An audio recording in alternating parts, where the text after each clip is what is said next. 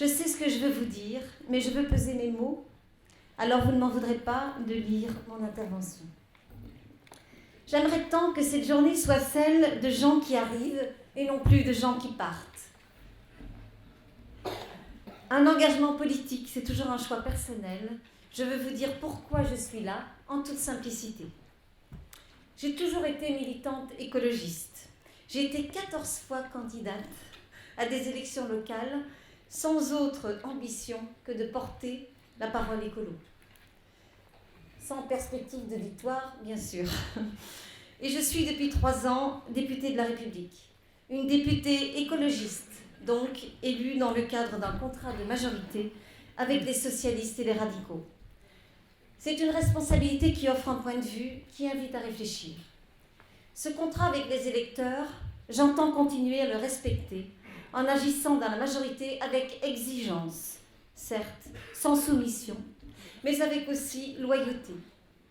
Parce que je sais que tout ce qui divise favorise une droite de plus en plus tentée par l'extrémisme et favorise l'extrémisme tout court. Il y a aussi ce que je constate, un terrible paradoxe. Jamais les questions écologistes n'ont été aussi essentielles, tu en as parlé François. Jamais les Français n'ont autant vécu l'écologie dans leur vie quotidienne. François aussi, voilà. Nous sommes entourés de François et en plus tu fais référence à un François.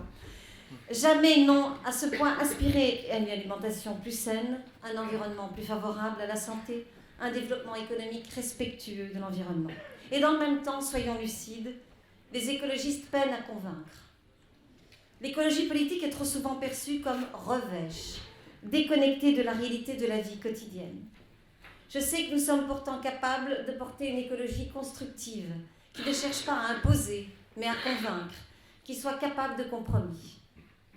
Tous les jours dans la Vienne, et dans le cadre de mon mandat de députée, je rencontre des producteurs, des agriculteurs, des entrepreneurs qui sont conscients des enjeux environnementaux et climatiques et qui agissent et imaginent des solutions qui marchent. D'autres aimeraient aussi s'engager, mais n'ont pas toujours les moyens. Faisons en sorte que l'action politique accompagne ces gens-là. Ils créent de l'emploi. Ils répondent concrètement aux questions qui fondent nos engagements politiques. Soyons capables de nous parler et d'échanger sans anathème, sereinement. Le débat, c'est sain, à condition de respecter tout le monde, de ne pas se faire de procès d'intention ou de s'arc-bouter sur des certitudes ou sur des dogmes. Sortons des discours, des postures qui viennent souvent trop souvent parasiter, pour ne pas dire décrédibiliser le travail qu'on fait sur le terrain, comme élus ou militants. Quand j'accompagne les représentants de l'État, les élus locaux ou les associations d'accueil des migrants dans la création d'un centre d'accueil de demandeurs d'asile à Loudun, croyez-moi, c'est pas facile. Mais c'est l'intérêt général et que c'est en résonance avec ce que nous croyons, ce que nous sommes. Il faut répondre aux questions légitimes, parfois sincères le plus souvent. Les habitants, lutter contre les fantasmes, les caricatures de ceux qui veulent faire peur en parlant d'envahissement. Bref, c'est agir concrètement pour que ça marche. Et quand vous découvrez dans la presse des déclarations irresponsables qui disent en gros on doit accueillir tous les migrants, quels qu'ils soient, croyez-moi, ça ne vous facilite pas le travail. Même chose sur le diesel.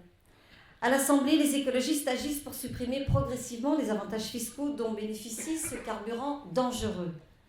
On s'en rapproche petit à petit, parce que c'est long de transformer un pays, de changer des habitudes. Chez moi, je vois les efforts que font les sous-traitants automobiles pour s'adapter aux nouvelles normes. Je sais que c'est long, que c'est dur parfois, qu'il faut vaincre des résistances, et je sais les inquiétudes de ceux qui travaillent pour cette industrie et craignent pour leur emploi. Combien de propriétaires de voitures au diesel d'engins agricoles sont prêts à changer, mais ne peuvent pas le faire dans un délai trop court?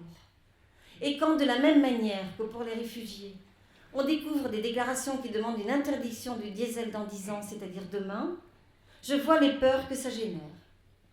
Ces peurs se traduisent par des oppositions fortes, des refus. Au final, on ne convainc pas, on braque les gens. Voilà comment les Français qui sont conscients des risques du diesel, mais en sont également otages, se détournent des écologistes. Voilà ce dont je ne veux plus. Si on veut une écologie qui transforme, une écologie qui accompagne, il faut une écologie qui dialogue et qui fassent preuve de réalisme et de pragmatisme. Parce que ce sont les gens qui changeront la société par leur comportement, pas les politiques par leurs déclarations. À ceux qui sont partis, à ceux qui aimeraient venir, à vous, qui êtes là, j'ai envie avec d'autres, avec celles et ceux qui sont là, qu'on bâtisse un mouvement politique authentiquement écologiste et nouveau, dans ses formes d'organisation, mais aussi dans sa philosophie constructive. Avant d'être députée, j'étais salariée du secteur privé et déléguée syndicale. Je sais que je suis de gauche et je sais ce que veut dire dialogue social. C'est défendre des positions fermement, mais aussi chercher des compromis qui permettent d'avancer. C'est de cette manière pragmatique de faire de la politique, cette manière de militer, mais aussi d'exercer ses responsabilités dans lesquelles je me reconnais. Les Français qui nous ont élus n'attendent pas de nous que nous soyons de simples commentateurs, mais des acteurs qui mettent la main dans le cambouis, avec les compromis qui s'imposent dans ces situations. Attendre que des écologistes accèdent seuls aux responsabilités pour faire de l'écologie, ce serait tout simplement abandonner l'écologie. Et puis, il y a une autre réalité à prendre en compte. Les partis politiques reposent souvent sur une fiction. Sacrée fiction d'ailleurs, celle qu'il faudrait que tout le monde soit d'accord sur tout. Or, on sait que ce n'est pas vrai, que ce n'est jamais vrai, dans aucune organisation d'ailleurs. Fonder écologiste, c'est dire tout à la fois que nous avons des convictions en commun sur l'écologie, qui nous amèneront à agir en commun, mais également que nous ne prétendons pas imposer une ligne politique unique sur le reste. Regardez les questions sociétales. Chacun connaît mon engagement sur la fin de vie ou sur d'autres débats. Est-ce que ces convictions, je peux les imposer, je veux les imposer? Évidemment non, parce que je sais très bien que ce n'est pas un vote qu'un organe d'un parti qui fera que ces militants ou ces électeurs abandonneront leur point de vue s'ils sont différents. Et c'est la même chose sur d'autres sujets. En quoi être écologiste signifierait qu'on devrait partager obligatoirement le même point de vue sur des questions de droit social, d'éducation ou encore de sécurité. Être fort et déterminé sur ce qui nous rassemble, l'écologie. Accepter nos différences sur ce qui nous distingue. Bref, pratiquer une écologie de la tolérance et du dialogue, c'est ça l'enjeu. Et cela contribuera aussi à avoir une parole plus sincère, c'est-à-dire simplement qu'au-delà de ce qui nous différencie, nous sommes, vous êtes, écologistes. Merci.